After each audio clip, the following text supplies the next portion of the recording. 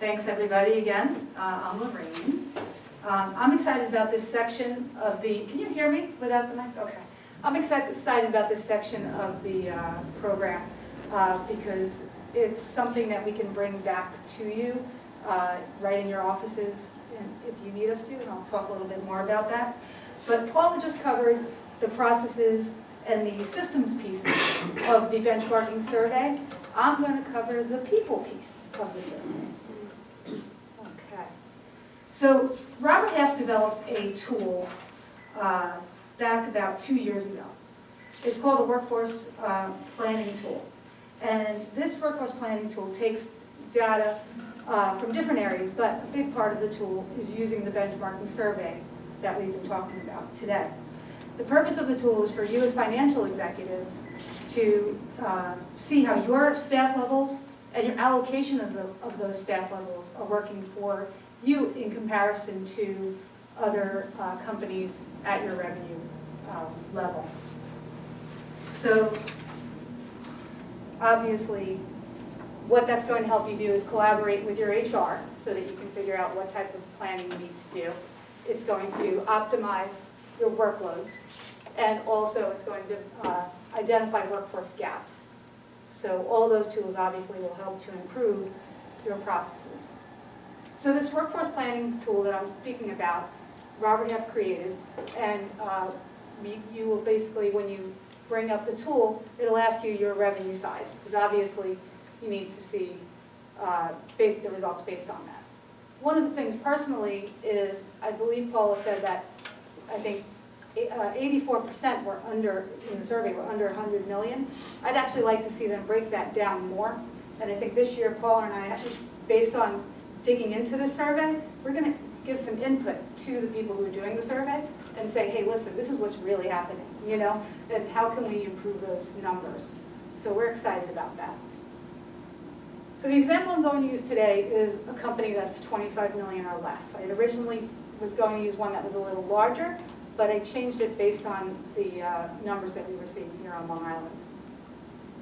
So when you go into the tool, it asks you how many accounting and finance members you have.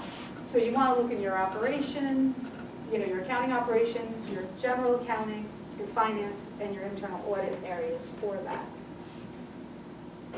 So, whoops, I went ahead too fast. So in this example of this company that's under 25 million, they have 6 on their finance and accounting staff. So that being said, the tool says, overall, this company is adequately staffed. However, we need to look at the details of the staff allocation with that 6 staff. So the tool then asks us, how many staff do we have in each function, in each area?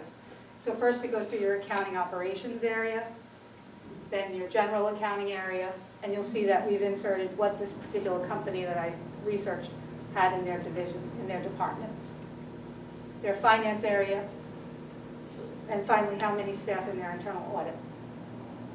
Once they enter those numbers in, you click the view results, and it says, okay, even though the 6 people adequately staffed the firm, we see that compared to national averages, they're understaffed in 6 and overstaffed in 8 functions. Where are they understaffed? And should they consider hiring more staff in those areas? In the budget and analysis area, you'll see in this example, they have 0. And in the North American average is 0.4. So throughout this, you'll see these areas, these 6 areas where they're understaffed. But where they're adequately staffed, maybe instead of hiring, they should consider reallocating. And just hearing all of the information today, there's a lot of focus on FP&A. And so if you look at your FP&A area, and I can think of probably 10 clients off the top of my head that have very heavy accounting and finance, accounting, general accounting, and are very light in their FP&A area. So I think that this is probably the situation here. AP, AR, they have a whole person, but based on the national average, they don't quite need that many. And I know everybody in this room knows I don't mean half a person. You really mean partial responsibility, part-time people, things like that. Just saying. So these are the different areas that they can change. One area that I thought was interesting was the payroll area, and where they said in this particular company, their staff is 1/2 of a person, and they're almost there. The other areas, they're way off, but they're actually almost there on the payroll area. I'm not sure that how a $25 million company can do payroll with 1/2 a person, though, because I've been there. So this, overall, based on the survey, 54% of the companies under 25 million were adequately staffed, and only and 35% somewhat understaffed. I have the comparison here to last year. So, let's see. Last year, they examined the staff in this survey, because this survey's been around, like Paul said, for 10 years. Last year was the very first time they examined the staffing levels, and they found that most financial leaders in America categorize their departments as either adequately staffed or just slightly understaffed. So there's definitely been an improvement this year. And obviously the improvement has been from process automation, cloud computing, and the usage of project professionals, of course, when needed. Yes, Jim? Hey, Lori, can you go back one slide? Yes. So 0 to 25 million is the big range, 25 to 100 is the big range. It is. You know, at Foundation Solar, we did this benchmark, and there's a tremendous difference between us and a $35 million business and a $100 million business. Absolutely. So I wonder, is there a layer here that includes the number of transactions? If I sell 15-cent widgets versus $1 to $25 million contract a year? That's a really good point, and that's what I was saying earlier. We, for this year's survey, we're on that. We're getting in there to make sure that we can get, this whole section from the less than 25 to 100. This is where we really want, what we really want to see, because that's really where we are on Long Island and the companies that we have. And like you said, I think that makes a very big difference. So I think I'm gonna, maybe I'll even talk with you a little bit more about it as we do it, because it would be interesting to see those results. Thank you. I totally agree. So again, I just want to touch on the fact that companies are adequately staffed by the number of employees, but really you need to look at the allocation. All right. So now you have the situation. You may not need to hire you do need to hire additional people. If you're short in your FP&A area, you need to hire people that have that experience. So in order to do that, you have to go out to the market and find people. Right now, that's a very difficult thing. Unemployment rate for accountants and auditors at 1.7%.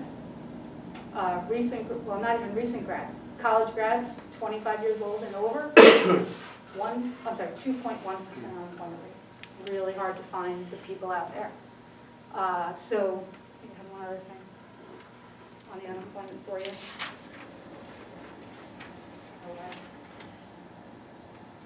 Is that overall unemployment or accounting unemployment? The 1.7 is the accounting, The 3%? and the 3% is overall. That's just on Long Island. It's 3.9 around the country. So it's actually the lowest unemployment rate in almost 50 years. So 1969 was the last time the unemployment rate was this low. So that's something really to keep in mind. And I think that retaining talent that Justin mentioned earlier is also crucial. If you have good people, do what you can to keep them. And but make sure you have the allocation right. Make sure you have the people in the what is it? You have the people in the right seats on the bus. Is that what it is? Okay. So obviously things are changing fast. And so this benchmarking survey covered a lot of data. The survey itself. Today, we only touched on a couple pieces of the actual survey. So Jim, maybe there's more pieces in the current survey that may get into some of that detail. We're happy to come out and bring the survey with us to meet with any of you that would like to see more information on it. We had a hard time picking which items to choose in the survey. For example, one of the other areas we thought about covering was what not only the numbers of staff, but the cost of FP&A staff as compared to your revenue. What is that costing your organization? So there's a lot of different pieces in the benchmarking survey we'd love to go over. And also this workforce planning tool, we're happy to come and show you how that works as well. And then again, next year we're excited because we'll have a 10-year range to compare and see how things have changed in the last 10 years. So that's all on my presentation. Any questions? I have a question for the Yes. audience. For those of you who raised your hand for north of 25 million in revenue, or whatever that figure was, how many are still using QuickBooks? You're north of 25 million, how many are you using QuickBooks? Okay. Partially. Okay. What other systems are we using out there? Anyone using SAP? Oracle? Okay. And NetSuite? That seems to be a very popular one these days. NetSuite? Okay. Oh, very nice. Well, thank you guys very much. Anybody have any other questions for any of the panelists today? Speakers? Yes? Will you get a copy of Justin's? Oh, you don't want slides? mine? No, I'm just kidding. I'm teasing, I'm teasing. Yes, all of the presentations will be sent to all of you, so you have it. Thank you. You're welcome. All right, thank you so much. Thanks.